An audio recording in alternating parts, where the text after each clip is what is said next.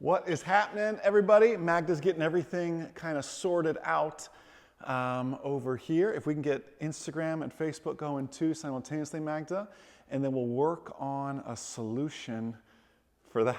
Because Magda's stuck holding. Facebook wanted us to go vertical rather than horizontal. We're just on the phones today, so make sure we're not getting that. Magda, if you will pass me that tripod, I'll fix everything for you. Take the mic off and pass that while everybody is booting up here. Let me get this set to help my beautiful wife out because she's over there working hard, making everything happen. That's going to make your life way easier, sweetie. You got it? Here, I'll help you. 1 second. This is behind the scenes here. Don't let me hit any buttons. Pull it up a little bit more. Up a little bit more.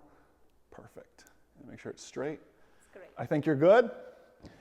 I think we're on YouTube, Facebook, Instagram, all at the same time. And you know what? It was a rainy Saturday, and I said, Magda, I don't want to go to the studio today. I just want to hang out at the house by the fire. You know, it's a balmy 70 degrees out. So in Florida, you sit by the fire when it's 70 degrees out. And I already have my cup of coffee. So today was my lazy day. Who's ever just woken up on a Saturday morning and said, you know what? I just don't feel like going to the studio today. I don't feel like going to work today. I just want to stay in my jammies all day. Today's one of those days for us.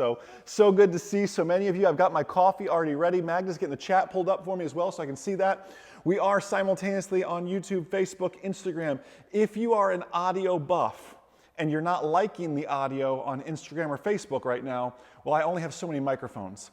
So the good microphone is going into YouTube right now, this microphone. So if the audio, if it's too echoey, it's bugging you, you can head over to YouTube if you want better audio. If not, if you're okay on Instagram, if you're okay on Facebook, hang out there as well, whatever's easiest for you all. Welcome to Inflight Coffee, last Inflight Coffee of the year.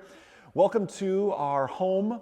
By the way, we're festive. We've got the aviation ornaments. Who else has aviation Christmas stuff happening right now? This one Magda and I got at the Reagan Library.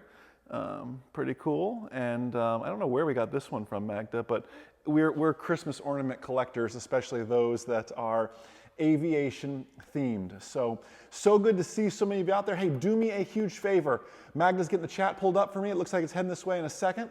I want to know, where are you watching from?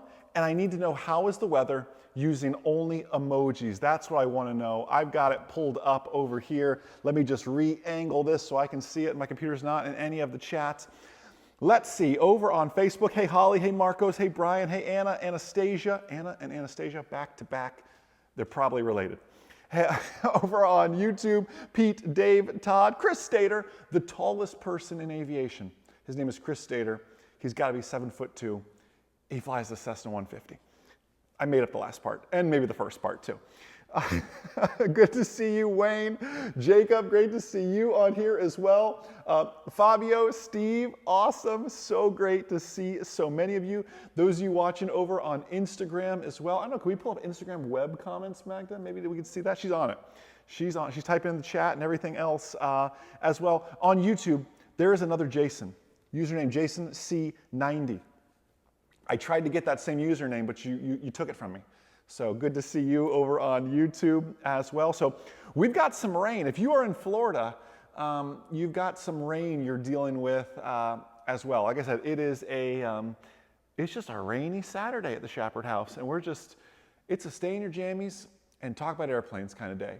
That's you know, Mags and I went on a quick little vacation. We don't really do long vacations. We do little weekend vacations because we work so much. We went up to Jekyll Island. Everybody ever been to Jekyll Island? Actually, that, spoiler alert, sorry Coach Ray, next week's video is going to be our flight up to Jekyll Island. Some good IFR flying as well, by the way. Anybody ever been to Jekyll Island? A lot of fun. Love the history there. And we went up there, but it was a little rainy and cold and everything else, but we still had a good time. Our idea of a perfect vacation is airplanes and like a cup of coffee, kind of what we're doing right now. And it's funny, even on our vacation, you rent these little golf carts when you land there. We found ourselves like day 2 of our vacation. We go, do you want to go to the airport and watch airplanes take off and land? I can't make this up. And that's what we did. We went to the airport and watched airplanes and just judged everyone's takeoffs and landings and radio calls.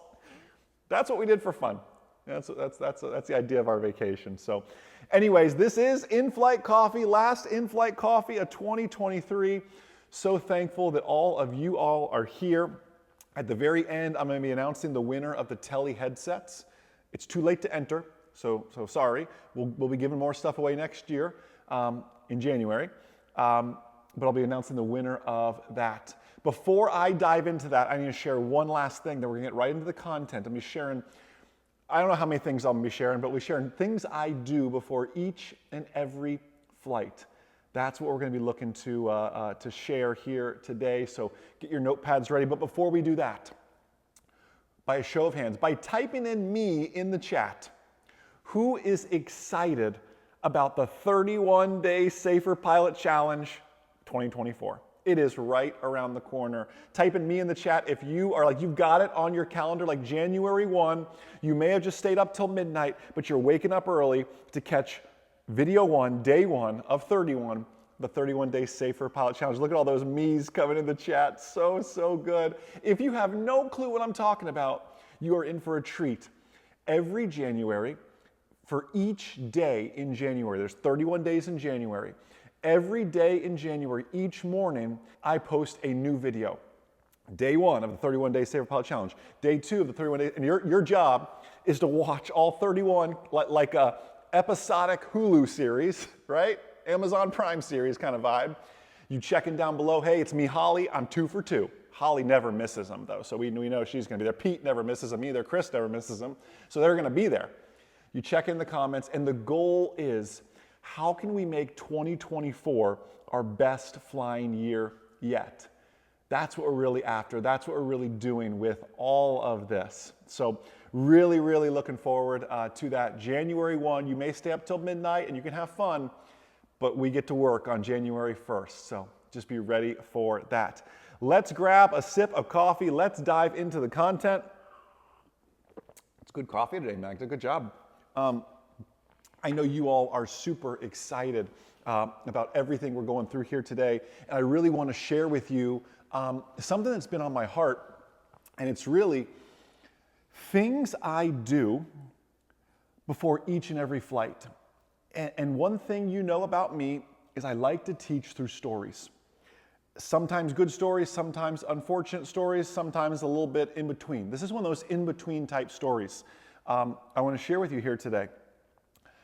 Many of you know I made, in my 20 years of flying, almost 20 years now, right, Magda? We have to do the math on that. It's got to be really close. I made a lot of mistakes as a student, especially as an instructor. And I want to share one of those with you today. If you're an online ground school member of ours, you've probably heard this story, maybe not in this great of detail, but you've heard this story before, perhaps. A student of mine owned, I don't know if you actually own it or if you just operate it, I don't know how the business model works, but we'll say he owned the Chick-fil-A in Ocala, probably still does, we just haven't talked in many years. And he wanted to learn to fly. Well, as you can imagine, he ran 2 Chick-fil-A's, the one in the mall and the one, the main one in Ocala. He was so busy. Thank you, Magda. Did get Instagram comments up now, so I can see you guys over there as well. As you can imagine, he was so busy running 2 Chick-fil-A's, and by the way, he wanted to learn to fly on top of it. Who can relate to that story? Like, I am so busy, but I want to learn to fly as well. Like that gets to be challenging. So we had to work flight train around his schedule, and it was never consistent. It was very tough. It was 6 a.m. mornings or 6 p.m. evenings. Like those were the 2 times we would try to learn to teach him to fly. So he had a big Chick-fil-A conference up in Atlanta. Chick-fil-A is based out of Atlanta. At the time, we were up in Ocala, and I said, wow, this is a great opportunity. Let's take, I'm talking 512 Romeo, the Cessna 150. Let's do your day cross-country duel, and let's go up to Atlanta. Great experience for you. He said, man, I'm all about this. And then he goes, the conference will be all day though, Jason. We're going to fly back at night. I said, you know what? That's fine. We'll call it your night dual cross-country on the way back, and we'll just check 2 boxes as we go. So we left Ocala to Atlanta doesn't sound like it's that far, but in a Cessna 150, you're better off driving your car, it seems like. And we made a fuel stop along the way, because even back then I had what we call the 3-hour rule. And we made a little fuel stop somewhere in southern to middle Georgia, went into Atlanta, not into Hartsfield. I can't remember exactly. It was probably Falcon, maybe it was Peachtree, it was somewhere around there. This is even before Uber was a thing, so we grabbed a rental car and he went over there. I stayed at the FBO. I was not invited to the Chick-fil-A conference. It's probably for the best. I would have eaten too many chicken sandwiches anyways. So he goes to his conference. I am just hanging out at the FBO, kind of waiting for him, reading a book. Everything's good. It's getting a little bit late though. It's now 7 p.m. or so, and I'm starting to think, okay, we need to make a fuel stop on our way back. So where should I stop? And I'm kind of mapping it out, and this was my flight plan at the time. I was just looking at the sectional charts, and I was just looking at the airports that had the tabs on the sectional chart. You know what I mean when I say they have the tabs on the sectional chart, indicating they have fuel. And that was true. This airport did have fuel. He finally gets to the FBO. I let him pre-flight. We head out, and I was a little bit of a cheap instructor back then. I didn't want to pay Atlanta fuel prices. So we landed there, but I'm thinking we'll just make an early fuel stop somewhere else in southern Georgia at night, and we'll get self-serve fuel there. It'll be cheaper. I'm thinking, Atlanta Signature would want, $7 a gallon. That's cutting into my margins on this flight already. I wanted to be a profitable flight instructor, so I was trying to cut corners and save some money on gas. Anybody ever have a buddy that drives across town to get the cheaper gas and you're thinking, that doesn't make sense? Well, that was me. So we go to the airport on the sectional chart. The name escapes me, but it had tabs on the sectional chart indicating it had fuel. Well, we landed there. It was about 10 p.m. and you couldn't find anybody there. And we taxi around and we're looking. This place is closed. I see a fuel tank. We pull over by the fuel tank, and I'm looking going, this is so strange. There's a chain link fence around the fuel tank. And I'm going, this is really weird. So I'm thinking, maybe something's wrong. So I look, and sure enough, it's actually open. So I open it up and look, and I look at the fuel nozzle, and the fuel nozzle's like this big around. I'm going, how am I gonna fill, where do I put my credit card in? Why is the fuel? I realized while they did have fuel, that fuel tank was to fill up their fuel truck. They only had fuel when they were open. So here I am. We flew all this way. I stick the tanks, and in a 150, we've got 5 and 5 aside, which is not a lot, even in Cessna 150 terms. It is 10 p.m. at night in the middle of Georgia, and I'm going, this is not a good spot to be in. So of course there's a number on the door. I call and wake up whomever. I don't remember the exact amount, but I remember it was probably $100 or $200 to pay that person to come out, to fire up the fuel truck, to fill us up.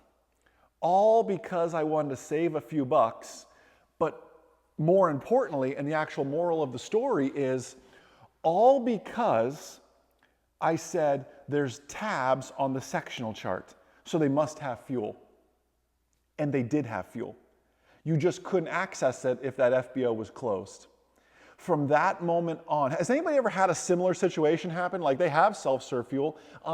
Unfortunately, Naples is that way now. For more political reasons more than anything, but they have a noise abatement, a voluntary noise abatement, but a way of mandating their voluntary noise abatement is they turn the self-serve fuel pumps off after 10 p.m. We have fuel at Naples, plenty of fuel at Naples, credit card machines, everything, it's great. You show up at 10:01, it's not going to work, and the FBO is closed. It's a way to encourage people to not come at night, unfortunately. However, there's been a few times kids, and they literally are kids, come over from Miami, Tamiami, Opelika, doing their night cross countries, land, probably should grab fuel to go back over the Everglades, but cannot, and they find themselves leaving with enough fuel, and they do make it back, but if there were weather or there were an issue, it would be a problema. Does that make sense to everybody? Anybody know an airport like that? From now on, I call. I don't know, I'm sure there's people on this webinar that I've flown with before on cross countries, or some of the M08 team is out there watching. You know this. I call. I will call the FBO. I will call both FBOs sometimes. And I will call the FBOs and say, hey, listen, I'm coming in. I may be after hours. I may be at this time, whatever that may be. Do you have fuel? Is it self-serve 24/7 outside Magda? Outside Magda? Whatever that may be. So that, I'm always calling, hey, where is the self-serve fuel? Because many times your self-serve fuel is not even near the FBO. You know, we went into, like I said, we just went to Jekyll Island, and Jekyll Island's a small airport anyways, but you could get like a Meridian or a smaller turboprop in and out of there easily. They don't have Jet A. Now I know what a problem to have. Most of us are like, I want to fly something that burns Jet A one day. Me too, one day, I promise. But they don't even have Jet A. So you need to do the research before each and every flight to figure out what services do these airports provide. If there are two FBOs at the field, there's an Atlantic and there's a Signature, or there's a Signature and there's a mom and pop. It's so much more than just shopping fuel prices. I need you calling ahead and asking the right kind of questions. Where would you like me to park? Ocala Airport is a great example. If you've ever been to the Ocala Airport just visiting, Piston aircraft, they actually park away from the FBO. It kind of stinks. You have to walk quite a ways. I don't know why that's the case, but the jet aircraft, I mean, I guess that's why it's the case, right? The jet aircraft get the VIP treatment. That's fine, but you wouldn't know that otherwise. And sometimes the line personnel are super busy. Where do you want me to park when I pull in? Is there a landing fee? Are there tie-down services? Is there hangar space available? Do you have fuel? Is it 24/7? Do you have a crew car? How might I get to use that crew car? What are your hours? I'll share with you another story, and then we'll get, well, this all is content, but I'll share with you another story here. When I was coming home from Oshkosh last year, I had both kids, Ella and Gavin, with me. I needed to divert back to, I had to divert to the Venice airport. I couldn't make it into Naples. I'd been on the road 17, 18 days, hadn't seen my wife in 17 days. I just wanted to get home, but the weather wouldn't allow that. So within 20 miles of Naples, at this time is where I was trying to get to, I turned around, I diverted to Venice. Funny, again, I didn't call Venice ahead of time. I wasn't expecting to go to Venice, to be fair. I landed at the Venice airport, and I remember we got the airplane tied down. I'm trying to figure out what to do with the kids and everything else, and I go to the gate, and to leave the airport, because the FBO is closed, it's late at night at this point, not late, but it's like 8 p.m., and I go to the gate to exit the airport, and there's a code. And I think, that's weird, there's a code to leave the airport. So I call the after hours number. I say, hey, I just landed. I'm trying to get out so I can get an Uber and get a hotel. I'm just staying the night. I diverted here. I need the code to get out of the airport. Well, we can't give you the code to get out of the airport. It's for security purposes. I said, well, ma'am, I'm on airport property. I landed at your airport. I'm trying to leave your airport. Like, I understand you need a code to get back in. I'll come back during business hours. That's not a problem. I'm trying to leave airport. I'm on the side you wouldn't want me on if I was a bad guy. I'm trying to leave your airport. Oh no, we can't give you that code. Yes, ma'am, I understand. So I told Ella and Gavin, this is one of those parenting moments where you say, do as I say, not as I do. You guys look that way, Daddy's gonna climb the fence. I said, this is bad. Jason Schappert climbs airport fence. I could see the headlines on General Aviation News or something.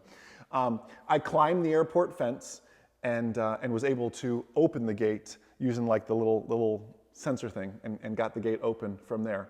And a storm was coming. Oh, and a storm was coming. Yeah, exactly. And everything else Magda reminded me. So yeah, we jumped the gate and then let the kids escape out the side gate. But that was that. Again, these are the things though, when you call ahead, hey, I'm landing after hours.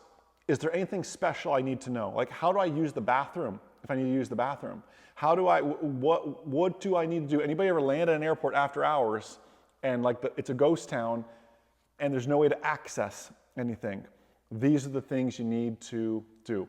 By the way, that story ended up on a great note, except the kids, I had just picked them up from Ocala, flying them down to Naples. They had no clothes with them or anything, so we stayed in a hotel. Thankfully, I had my clothes from Oshkosh. Their jammies were like my t-shirts, so it's kind of, I have a picture of it. It's kind of a funny picture. The ground school members have seen that. So that's a really long way of saying, before each and every flight, I call the FBO. What are your after-hours procedures? What are your hours? Do you have fuel? Do you have a crew car? Where would you like me to park if nobody is out there or if you're super busy?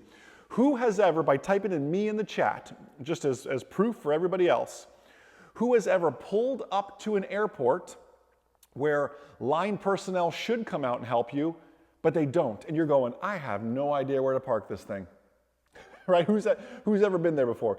I usually default for VIP parking when that happens. It's kind of my joke. I tell Mag, I said, if they're not going to come out here and help me, I'm going to pull up VIP like I'm valeting this thing. And that's how I normally do it. I've gotten a few side eyes before, but if you're not going to send line personnel out to help me, I know you're busy.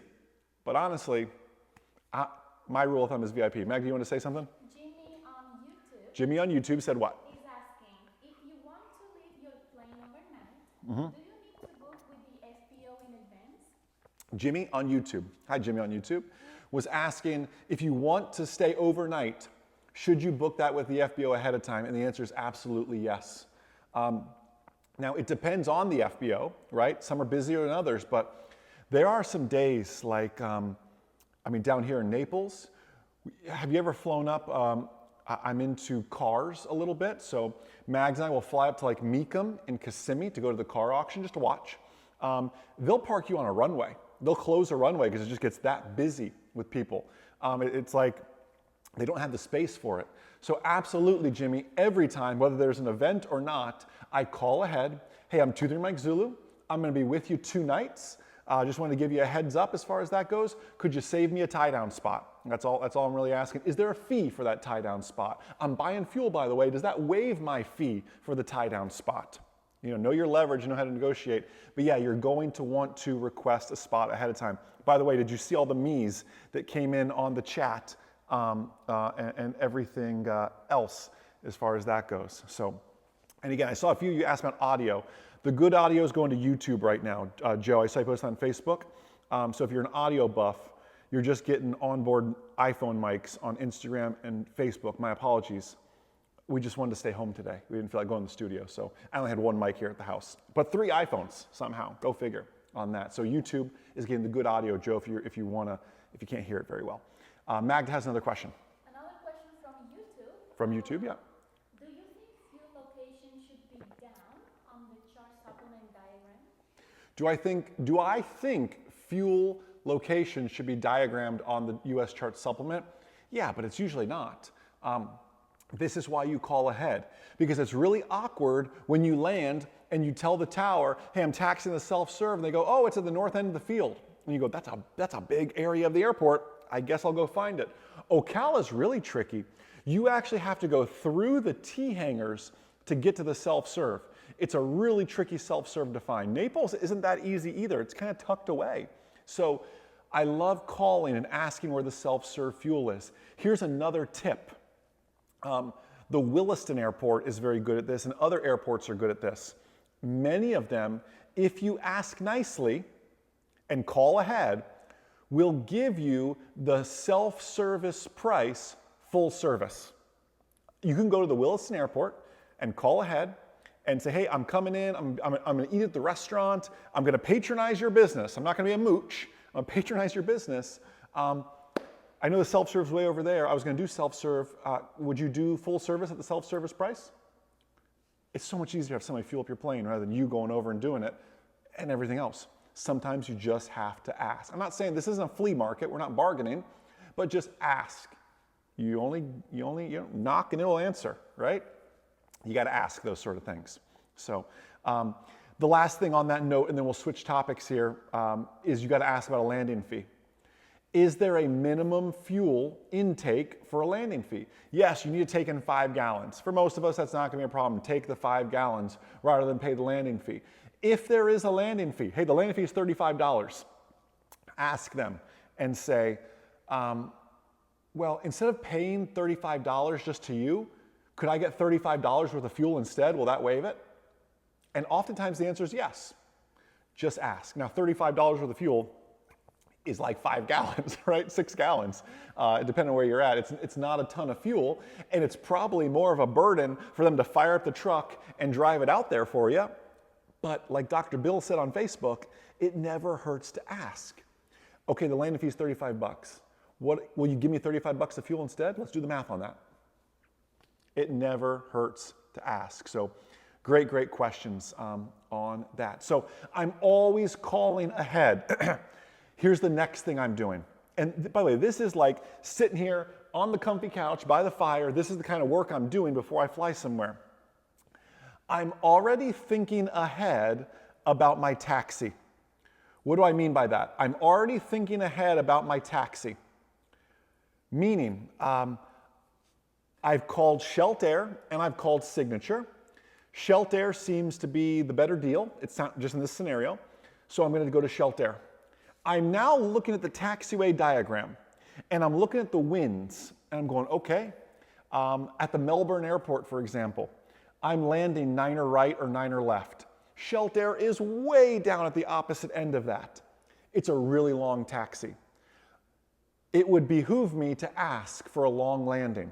Or in another scenario, Sheltair is right off of taxiway Bravo.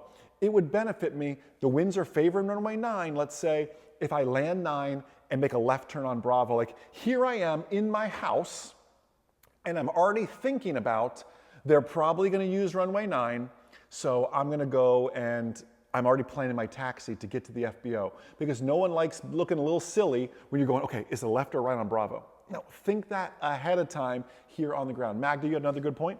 Yes, question on YouTube. Question on YouTube, yep. Do you find landing fees on the chart supplement? The question is, do you find landing fees on the chart supplement? And the answer is usually no. Landing fees are a moving target. I won't share which airports or in what countries for that matter, but I've been to places where the landing fee changes based on the kind of plane you pull up in. I went to the same airport within a month. I went once in a 172. I went another time in it wasn't a turboprop, like a Meridian. And the landing fee was very different. And it's still a piston single engine airplane. And it was $50 different, right? So a lot of times it can depend what kind of airplane you pull up in. So ask these things ahead of time so you know the rate. Say, no, Sally on the phone told me it was $35 and I could waive that if I bought $35 worth of fuel. Ask these questions ahead of time. So back to the point, and thank you for finding questions, Magda. It's a little hard to watch all 3 chats at the same time. Thank you for that. One thing to focus on too is that taxi. How am I going to taxi to that FBO? How am I going to leave that FBO as well is another key point. Okay, I'm at Sheltair. I'm going to be leaving, taxiing runway 9er. This looks like a complex little taxi. What are the options ground may give me? I'm always thinking ahead, even while I'm here on the ground. Let me give you one more big tip, and then, it's only 11:30, we're doing good, so maybe we'll keep going for a bit. Let me give you one more bit of information then here, and then we'll maybe open up to some more questions, let you all steer the conversation a little bit. Thank you for letting us do this, by the way. For those of you jumping on late, we are welcome to our living room, and we're just hanging out. It's a rainy, stay in your pajama kind of day, and we didn't feel like going to the studio, so we're hanging here. By the way, good audio is on YouTube if you're an audio buff. Instagram and Facebook, I apologize, I just didn't have 3 microphones. 3 iPhones, but not 3 microphones to run into. So I do have the nice lapel mic, it's just going into the YouTube feed. If this audio is not good enough, or you're a bit of an audio buff like myself and want to hear it more clearly, YouTube's the place to go. Sorry, YouTube's vertical, by the way. They made us go vertical. Why, I don't know, but they made us do that. Anyways, back to my thought here. I'm a bit of an aviation nerd in the sense that driving to the airport, I will often have my handheld radio on listening to the ATIS, ASOS, AWOS, right? Once I get close enough to the airport. I start listening to that and I'm looking, they say, okay, it's broken at 4,000. And I'm looking going, okay, I guess that's broken at 4,000. That looks a little higher to me, but they could be right. And I'm looking into all these things. And if you can't do it while you're driving, you can do it while you're pre-flighting. Have the ATIS, AWOS, ASOS playing on your handheld radio. And by the way, if you do not own a handheld radio, I know Christmas is in 8 days. It's not too late to ask for a handheld radio for Christmas because you really, really need one. Not just for emergencies, but even for little situations like this that we're talking about here. You need to have that handheld radio. Now, another thing I'll do while I'm pre-flighting, sometimes I'll turn on tower or I'll turn on ground, depending on what I'm looking to do, but usually tower. While I'm pre-flighting, or if it's a pilot-controlled airport, the CTAF. I'm already starting to embrace, okay, where is everybody at? What is everybody up to? Okay, there's 3 in the pattern right now. Maybe I'll hang out for a bit and just kind of wait it out. I'll do a slower pre-flight here because I want to stay in the pattern. I don't want to be number 4 in the traffic pattern. That's not something I'm really into doing. So starting to immerse yourself in that environment. Another thing I'll do, this is before the flight. You can oftentimes, and thank you Magda, brought me my handheld radio. This is the, is this the 750 Magda? I think it's 8. It's the new 850? I think you're right as well. We have both. Yeah, this is the new 850. This is the Yaesu 850. We have a 750 and we have an 850. Sometimes I have both in the flight bag. It's a little redundant. I like this one because it has a GPS. And again, I'm not an affiliate, not a sponsor, just I truly enjoy their product. Good people. I like it because it has a GPS, just as an additional backup to that. One more thing, and then Magda has a question for me. Oftentimes, I'll even call ahead if I'm going to be IFR, and I'll get my clearance before I even fire up the airplane. Ocala ground, Skyhawk 23 Mike Zulu. 23 Mike Zulu, go ahead. 23 Mike Zulus, just want to grab our IFR down to Naples. And we'll read back correct. We get it all back. All right, thank you. We'll call ground in about 10 minutes here. We're just about to fire up. You can get your clearance before you start your engine. Many people don't realize that.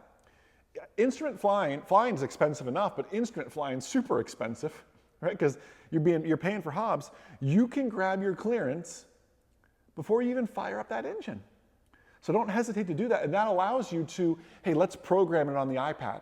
And then let's fire up the master switch, the avionics switch, and let's send it to the G1000. Or have it on the iPad so it's ready when you do fire up to just use the send feature to send it on over. Let's figure out how to spell all those really weird IFR fixes on my iPad on the ground when it's not costing me any money because the engine's not running just yet. You can grab your clearances on the ground before the engine fires up. It's a smart way to do it, especially if you believe it's going to be a heavy workload kind of day. It's just something else I recommend. Magda, I interrupted. You had a question, sweetie. I'm sorry. No, Christopher. Hey, Christopher. Is there a recommended radio? And then also on Facebook. So Christopher asked if there's a recommended radio. And where's Christopher at? On Facebook? YouTube. On YouTube. Again, Yaesu 850, 750 is also great. This is the one that just came out last year, though. The other thing I love with this is you need a little screwdriver to access it now. But I have the adapter that will plug into my headset. My very first alternator failure, I had a handheld radio. Well, no, I'm sorry. My second alternator, first one I did not have a handheld radio. I bought one after that. My second alternator failure, I had one. I was actually with Matt, I believe, and we're calling tower. But it was so funny. I didn't have the headset adapter. So I would have to, Matt would literally pull the throttle back to idle so I could make my radio call, and then I'd peel up my headset and I would hold it right here so I could hear what they said, and then I'd go like this again to call them back, and then he'd add power again. I can't even make this up because it's so hard to hear in a 172 environment. We might have even been in the 150 at that point, I'm not sure. So I now have the headset adapter.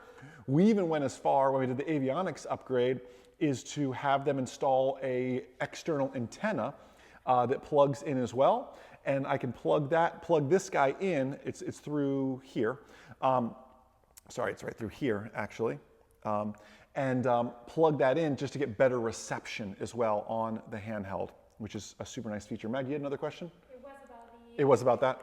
Okay, great questions on that, Christopher. Really, really great. Yeah, if you don't have a handheld radio, I mean, I know this presentation is things I do before a flight. I know we're talking about in-flight stuff now. By the way, I had an alternator failure recently, and it will be in the safe. Not planned. I was just flying along. I was filming Safer Pilot Challenge videos and had an alternator failure. So it's going to be a good Safer Pilot Challenge video. It's towards the end, so be ready for that. 31-day Safer Pilot Challenge is coming. So one more thing I want to share, that if you want to start to send your questions in, Magda's filtering the questions over there for me so we can work on those. Thank you, Magda, my beautiful wife, Magda, for helping out with all of that. So the last thing I really want to share, something I do before each and every flight.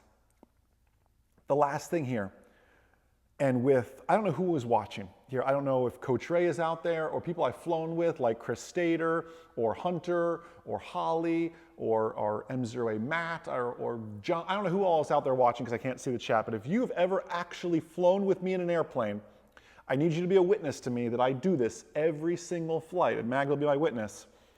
I do something called the dummy check. I've already pre-flighted. I've already listened to everything. I am ready to hop in the airplane and say clear prop. Like I am ready to go. But I do a dummy check every single time. And the dummy check, it's named that because I don't want to look like a dummy. Has anybody ever looked like a dummy? What do I mean by that? This is my last little check. Did I really get all the chocks? Did I get the tie downs?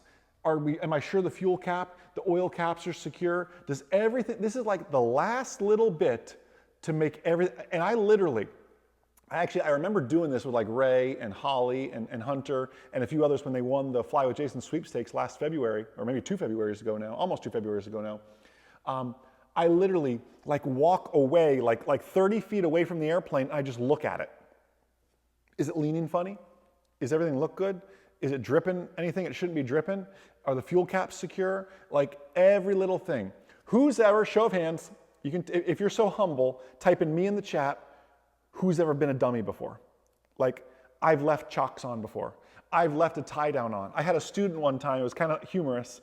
He left the tail tie down on. And he had done this once before and I helped him.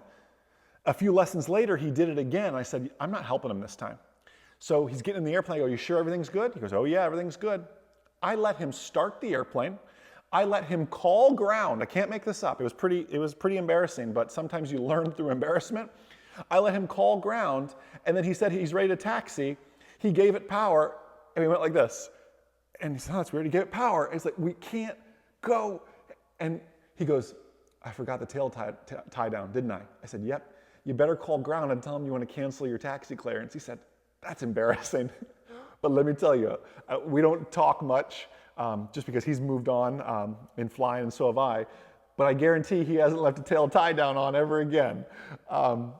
Sometimes you learn through embarrassment and experience as well. Anybody ever been a dummy? Someone on Instagram, look at it 807, said left the tail tie down on once. Done it. I've done it. I've had students do it to me. I've left chocks on. Not a super funny story. At the old Ocala FBO, it used to be located in a different location. The parking lot was right there, and they would park the jets. I always never wanted to park there. Not that I ever had a nice car back then, but never wanted to park there because they parked the jets, like right where they fire up and they blast in the parking lot. Well, one day, somebody fired up their jet, left the chocks on. I'm not making this up. They left the chocks on. They were so committed to get over those chocks, they gave it, I don't know how much power they gave it, but they cracked like 3 or 4 windshields in the parking lot behind them, jumping the chocks because of the jet blast and all the dirt and rocks and junk that they flung up. They cracked windshields. But they did jump the chocks successfully, which is pretty impressive when you think about how a chock is designed. That's a lot of thrust to jump a chock. But so the last thing I do is a dummy check because I don't want to look like a dummy. I have left fuel caps off. I've had students leave fuel caps off before. I've had line personnel leave the fuel mats on top. Actually, I've been with Magda twice, I think, Magda, right? You and I, it was like in the same month, I want to say.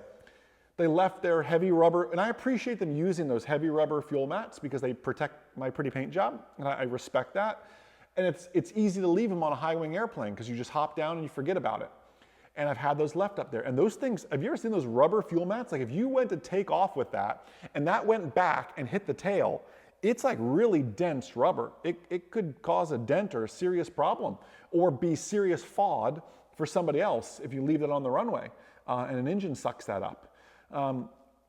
I've been a dummy. I've had others be a dummy. I've had great mechanics. I've even had great mechanics leave tools in the cowling before. I found wrenches, kept them as souvenirs because it's like other things I can't even share because it would be too, it'd be too much to share publicly to not hurt anybody's reputations. But I've had things happen where it's just like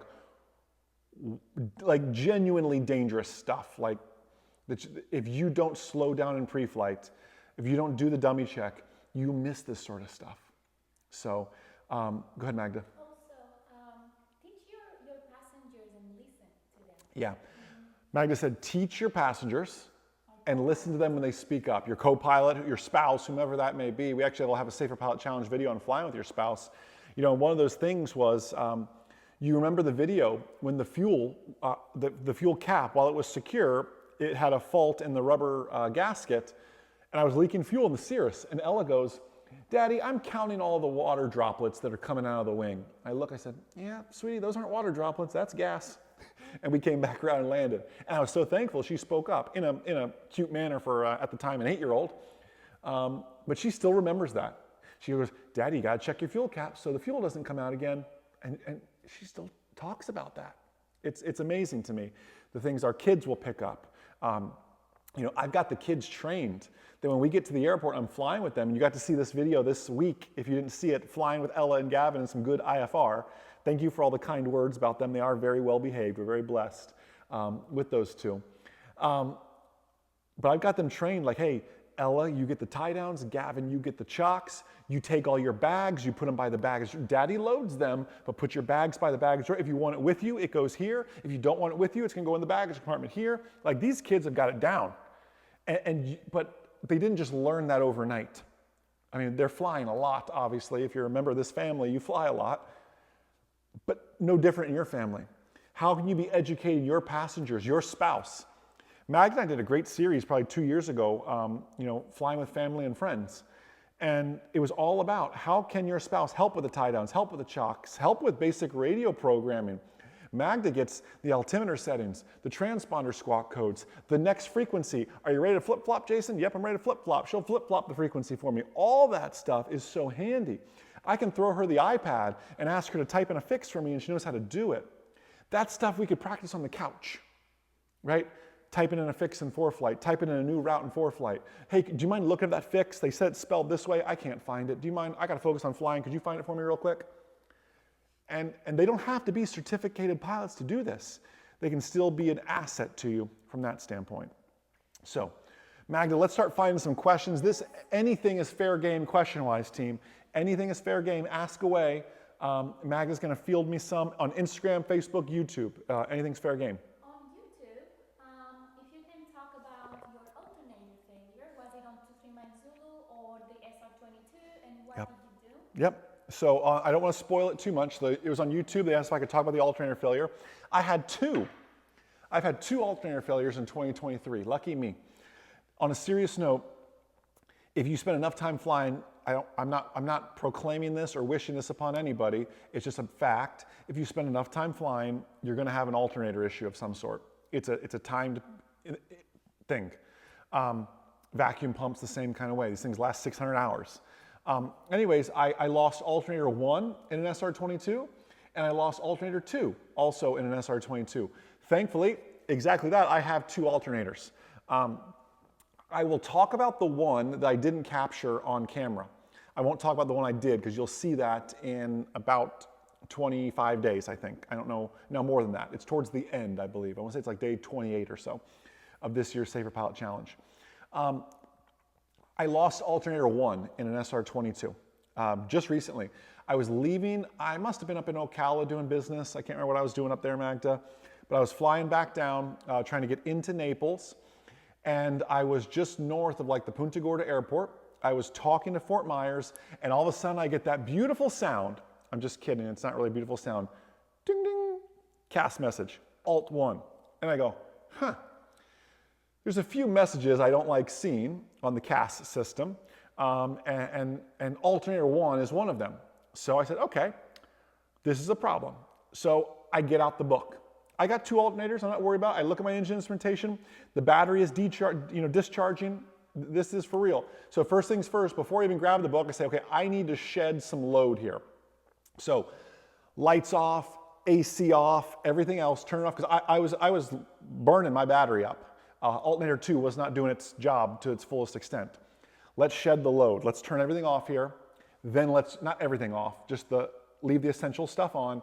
Let's grab the book. I go through the book, reset the circuit breaker. I reset the circuit breaker. It's dead. It's the alternator issue. Turn off Alt 1. I followed the whole book. Here's the interesting part. I call up Fort Myers. By the way, it is a beautiful, gorgeous VFR day, not a cloud in the sky. I call up Fort Myers and I say, hey, Fort Myers, this is Cirrus, I don't know what I was in, 1, 2, 3, 4. Just be advised, I have an alternator failure. Everything is good.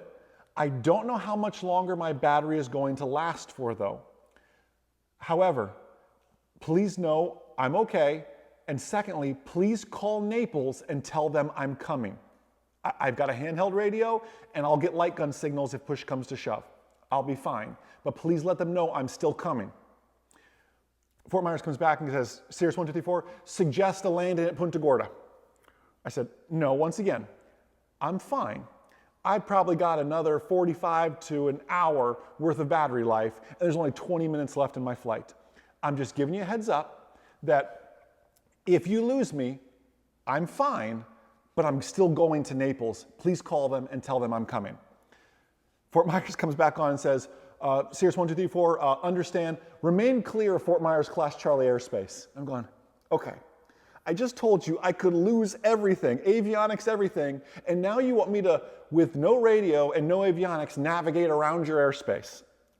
Thank you for that. That's what I really wanted to say.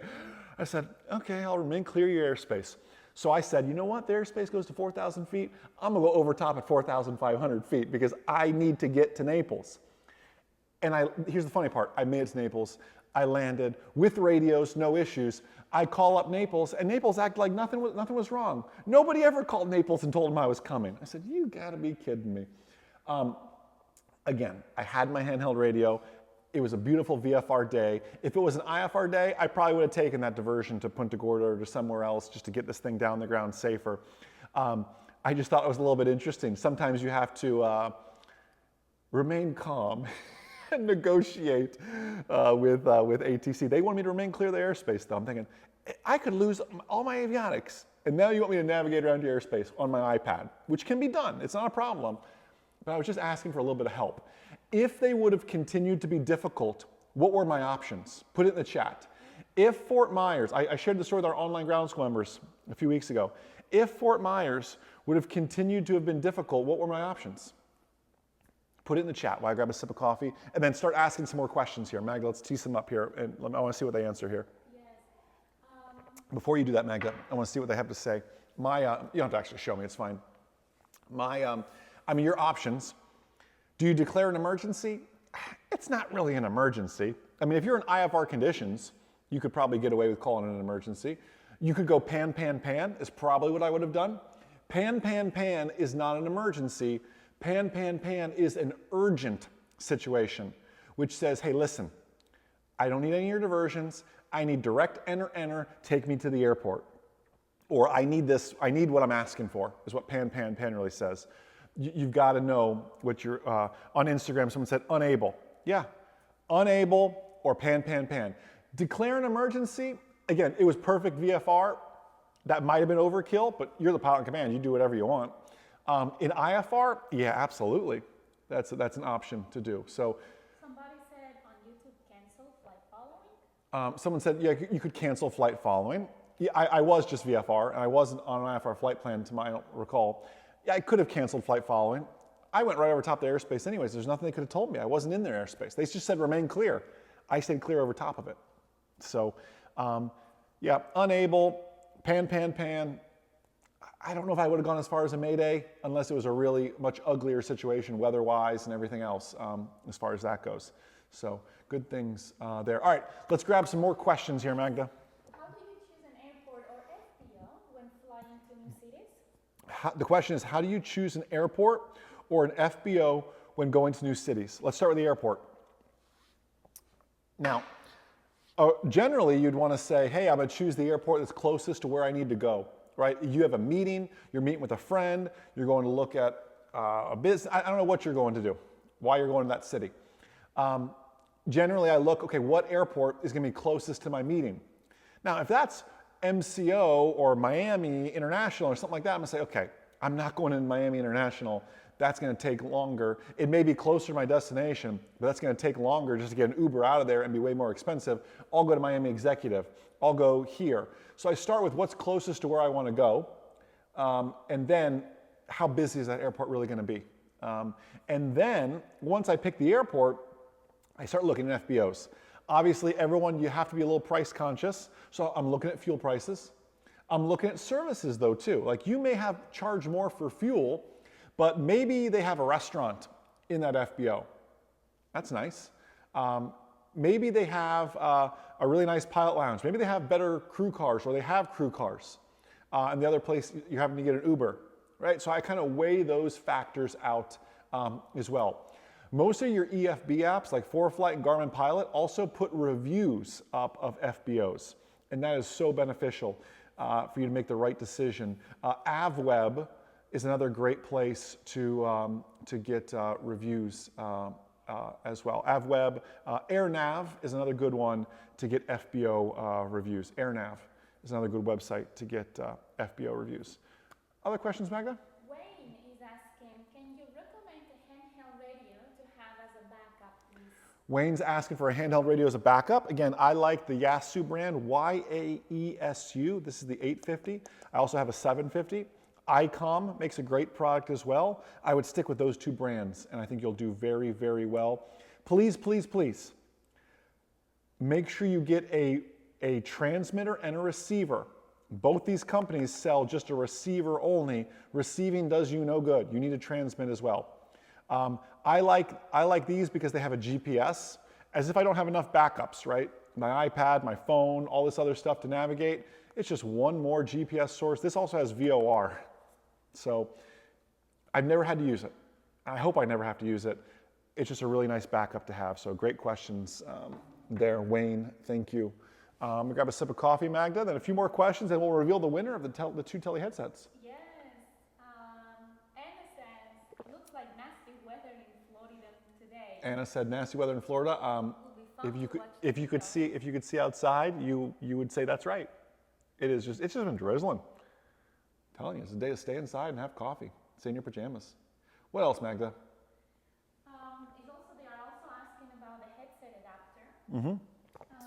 Yeah, you got to buy the headset adapter you can't just go buy a handheld radio headset adapter. You got to buy the one for your particular headset. When it comes to headset connectors, do you prefer the limo connectors or regular GA? The question is, when it comes to headset connectors, do I prefer the limo connectors, which are for Bose, or the regular ones? I hop in and out of so many different airplanes. I just keep the regular general aviation plugs. When I was doing a lot of helicopter stuff, I had a helicopter adapter. They do make a GA to limo adapter. Limo is nice because of the power you get through it. However, like Cirrus, for example, Cirrus only has 3 GA plugs and 4 limo plugs. So if you fly a Cirrus, like unfortunately on days where myself, Magda, and both kids fly a Cirrus, all kids have a headset on, but usually Gavin, the littlest one, has his headset on but can't hear anything. We're protecting his ears, but because I just have GA plugs, I could buy a Bose headset with limo plugs, I guess, to alleviate that issue. But it's that is one thing I'm not crazy. I don't know why Cirrus did that. I guess they assume their clientele has Bose headsets with the limo plugs. I don't know. That's just that. It is nice. I've flown quite a bit of aircraft that have it. It's handy, but I stick with the GA plugs. I hop in and out of too many different airplanes to limit myself to one plug. Why do they use different connectors for different aircraft? Why do they use different connectors? Well, limo plugs are just, it's to get power, right? You don't need batteries in your headset. That's the biggest plus of that. I don't know why helicopters use a different plug, but they do. They use one single plug, and you need a GA. I have it in my flight bag, actually.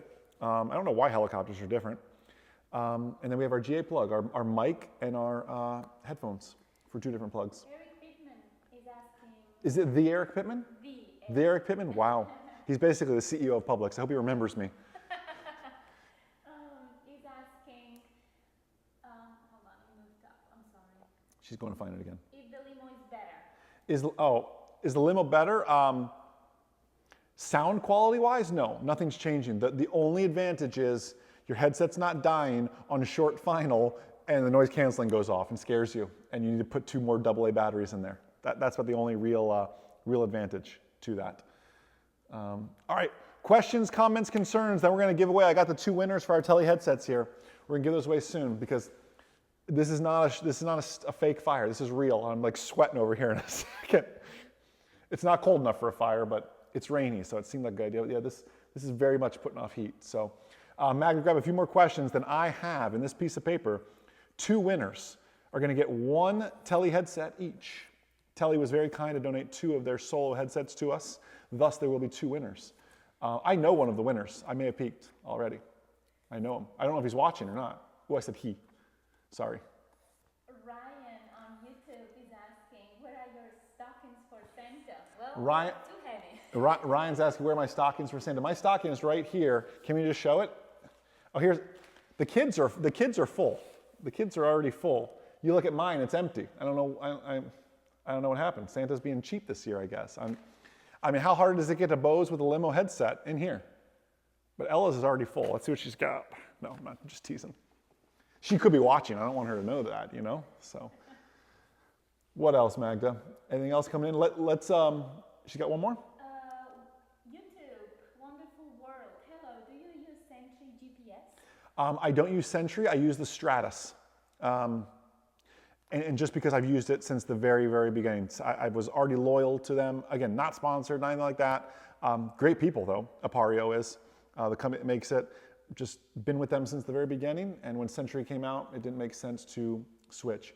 Let's ask some more questions. I'm going to reveal the winners, but I'll stick around for Q&A a little bit longer after all of this. Then we can go from there. Also on Instagram, where are all the presents? Well, they're all down here. They all say Magda on them, so it's like, you know, jeez. They're all, actually, one of the phones is propped up on a present right now, if you could see it. We really got quite the setup going on right now. Actually, 2 of the phones are propped up. I don't know if they're Magda's presents or whose presents they are. They're both your presents. They're both my presents? Yeah. Wow. Didn't know if I deserve presents. All right. Put it in the chat. Should we give Jason a present today live? No, we're not giving me a present today. I don't mean anything. Put it in the chat. Magda says, If they say yes, I will do it. Magda said, should we give Jason a present live here? It's not even Christmas yet. But we put presents out early. I don't know, that's just, my family always waited until like Christmas Day. The tree was empty until Christmas Day, but we just started putting them out as Amazon brings them in. So, all right, Instagram says yes, by the way. Oh, they're saying yes. I've got our 2 winners here of the Tele headset. One of them I know, and I don't know if they are out there watching. Our first winner is a flight instructor. A flight instructor I have met and know very, very well for, I don't know, probably 10 years now. I believe he's out of Bartow. His name is the one and only Bob Lebrecht. Bob, if you're out there watching, congratulations, my friend. You are getting one of the Tele Solo headsets, either for you or maybe for one of your students, Bob. I don't know. That's totally up to you. It's yours now. Our second winner is Timothy Ivy, and Ivy is I-V-E-Y. Bob Labreck and Timothy Ivy, congratulations. I need both of you. You want them to reach out to us, Magda, or you want to reach out to them? We will reach out to them. We will reach out to, my people will contact your people, is what my wife just said. So Bob and Timothy, congratulations. Magda, or one of the team members, is going to reach out to you to get your shipping information and get that sent out to you. So congratulations. Bob Labreck, by the way, is a great, I don't know, I may have met Timothy. The name sounds familiar. I met Bob. Bob used to do, when we had our big studio in Ocala, he would bring his students up to Ocala on their dual cross country, do a studio tour, and then head out. Hey Magda, Instagram just ended, it says over here. Will you check it real quick? Did the phone die maybe? It just ended? Okay, well maybe we hit a, you can just start it up again. That's totally fine. He used to bring his students on up, so that was really, really neat. You'll start a new live stream. We hit an hour. Oh, because we hit an hour. Instagram cuts you off in an hour. I didn't know that. Okay. You fired up a new one? Yeah, she's firing up another one on Instagram. Sorry, Instagram timed us out in an hour. So congrats to those two winners. Magda's firing up Instagram again here, and we'll do some Q&A as far, well, they know they can head over to YouTube or Facebook. It's okay. You mean to work on it? Let me look. Let's. Oh, I'm getting a lot of yeses. You're getting a lot of yeses? I told them, if I get 100, you're getting 100 yeses? All right, Magda, Instagram's going live again, sweetie. All right, apparently we're getting a present. So while Instagram fires back up here, what, do you know what present? Yeah. She's thinking, you dug yourself into a check ride pitfall, and now you've got to perform. Okay, you made this. Now you got to deal with it. What present? It's probably one of the presents that's propping up a camera. I think. What is it? I'm going to give you one. Do you want to come over here? Say hi to everybody. No, I'm going to give you one that you really need. This is a present I really need, she's saying. Yes. And it's not too personal, so we can show it. And it's not too personal, so we can show it. Okay, Ready? what? Oh, is it really the one propping up Facebook? Facebook, your camera angle is going to change. I wasn't kidding. There's a present being propped up, so you're going to get. Maybe put it next to the other present. Can it fit there too? Hold on, back up. Back up. There you go. Is that better? Sorry, Facebook, you're getting moved because the present. I'll grab the present. This is a big present. It says, "To my love." Oh, you're so sweet. This is heavy. This is substantial. Well, sorry, Facebook, you're getting like a bad angle there. It's good. All right, I can really open this? Yeah. So what's the story behind this, Magda? Do you want to come here and tell everybody? No. No. Why don't you want to come over and tell everybody? She doesn't want to be on camera today. All right, so what's the story behind this? The story behind this is that it's going to alleviate a lot of frustrations. This is going to alleviate, if you can't hear her, she said it's going to alleviate a lot of frustration. I don't get frustrated. Sometimes when you need to go fly, Okay. you need to prepare something. Mm-hmm. And you call me and say, please come figure this thing out. So this is aviation related? No, but you have been using it before going to fly. So I use this before going to fly, and it frustrates me? Sometimes, and you call me to come fix it. Listen, for the record, YouTube, Instagram, Facebook, I never get frustrated. Have you ever seen me have a bad day? I get one bad day per year. I already used it in 2023. I don't have bad days. So it's kind of aviation related. This isn't like super personal. You're not going to. Aviation for work. Yeah, aviation's for work. You're not going to embarrass me in front of all my friends, are you? That's why you do. These are all my friends watching. All my friends are watching. Don't embarrass me in front of all my friends. This is actually really good. Thank you. A new printer. And this is very, very accurate. I do use the printer, and our printer has not worked, and I can't tell you how long. So thank you, sweetie. I did need a new printer in my office because I'm a little bit weird. I still like to print out some of my approach plates. If I'm filming, I like to print out my list of what I'm filming and like, hey, don't forget to mention this in the video, or a taxiway diagram just in case the iPad dies. And our printer hasn't worked in months. So I've been drawing approach plates. No, I'm just teasing, I don't really do that. It was very, very kind. Thank you, sweetie. I did need a new printer. I guess now I know what my Saturday consists of. Hey, Jason, can you set up the new printer? Is that what my Saturday is now? I guess set up the new printer? Thank you, sweetie, that's perfect. All right, well, thank you for that. Last call, questions, comments, concerns. This is your chance to ask anything aviation related here. You want to put Facebook back on the printer now, Magda? So they get a better angle? Or is it okay? It's fine, okay. Last call, questions, comments, concerns. Magda's going to filter through it here and see what we have going on. How old is considered too old when looking to buy your first airplane? How old is too old when considering to buy a first airplane? 23 Mike Zulu is a 1972, and you would never even know it. I have a 1940 J3 Cub, and you would, well, you know Cubs are old, but you wouldn't know it by looking at it. Here, what'd you say? There is a picture right there. Oh, there's a picture of the Cub right there, she's saying. Here's what you really need to look at. It's not about the age, it's how well has it been maintained. For example, you could look at a 172 that is from 1995 and go, okay, that's not too terribly old, but it's got 15,000 hours on the airframe. Well, let me tell you something. Taking a 15,000 hour airplane that you know students beat up, and how do students treat airplanes, right? They overload them, they side load them, they slam them in, they do all sorts of things, they hanger rash it. Like, that airplane's been through some stuff. So look, while the year is important, I also want you to focus on things like airframe time and how well it's been maintained, because that's going to reveal more of the picture. If it could be a 1995, but it's been used and abused, I still don't want that airplane. The other day I was, just for fun, I was looking at some turboprops for sale, and I was looking at King Airs. And I saw a King Air I like. I said, ooh, this is a good price. I like it. Why is this such a good price? It had 20,000 hours on the airframe. And I have no doubt King Airs are bulletproof, but I'm thinking, I don't totally feel comfortable putting my family in something with 20,000 hours on it. I think my wife would not be thrilled with me. Not saying it's gonna fall apart, like literally, I have no doubt that airplane will continue to fly through 25,000 hours. I'm just not gonna be the pilot of it, is how I feel about it. So, Magda, other questions? Yes. Eric, I'm a new student pilot. Okay. Any recommendations for a list of essential equipment for my training? Eric, new student pilot, list of essential equipment for your training. Well, Eric, first and foremost, welcome to the most amazing journey, hobby, wherever you decide to take aviation.